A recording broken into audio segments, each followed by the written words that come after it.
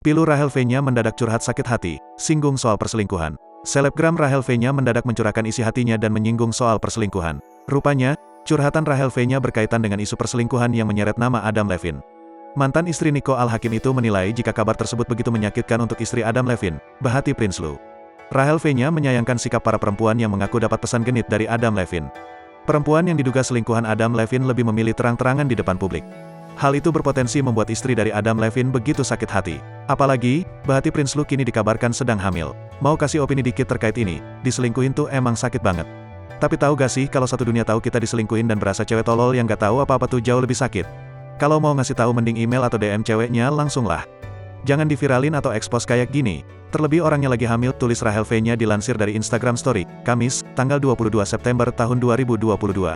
Ibu dua anak itu berharap para perempuan yang mengaku jadi selingkuhan Adam Levine untuk lebih menjaga perasaan. Coba bayangin udahlah diselingkuhin terus satu dunia tahu dan ngejelekin rumah tangga lo. Kadang cewek udah jadi selingkuhan tetap gak ada empatinya deh ke cewek lain. Bingung, semoga Bahati bisa lewatin semua ini deh mau nantinya cerai atau kagak. Rumah tangga digosipin tuh nggak enak banget rasanya, sambungnya. Lebih lanjut, selebgram berusia 26 tahun itu mengungkapkan jika istri dari Adam Levine, Bahati Prinsloo sangat dirugikan atas masalah ini.